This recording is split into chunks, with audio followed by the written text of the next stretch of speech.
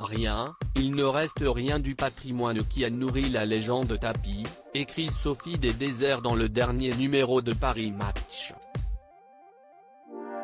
Bernard Tapie, ruiné au moment de sa mort? Selon la journaliste, Dominique Tapie n'était pas au courant de l'ampleur des dettes qui allaient rester après la disparition de son mari. Elle découvre quand même des choses, répond la journaliste Émilie Tran-Nguyen. Elle vivait à l'hôtel particulier de la rue des Saints-Pères, elle va devoir le quitter. François Pinault qui l'a racheté lui demande de quitter les lieux à la fin du mois et elle a une réaction très surprise. Pour Sophie des Déserts, Dominique Tapie devait tout de même se douter de cette éviction imminente, puisque tous les biens du couple étaient saisis depuis 2015.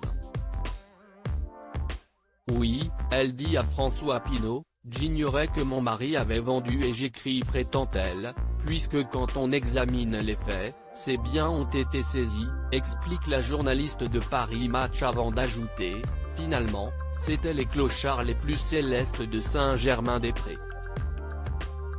Pour bien comprendre, même si Dominique Tapie résidait encore dans le fameux hôtel du 7e arrondissement de Paris, il ne lui appartenait plus légalement, comme tout le reste des biens du couple.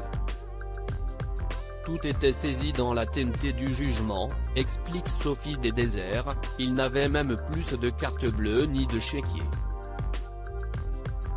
Dominique Tapie, ruiné mais pas si seul que ça. Si la veuve de Bernard Tapie doit aujourd'hui faire face aux dettes de son mari, elle peut compter sur son entourage pour la soutenir.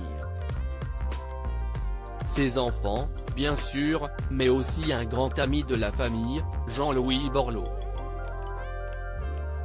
En effet, l'homme politique veille au bien-être de Dominique Tapie, au point de lui avoir trouvé un appartement. Je pense qu'on aimerait tous avoir un ami comme Jean-Louis Borloo, lâche Sophie des Déserts. Loading widget.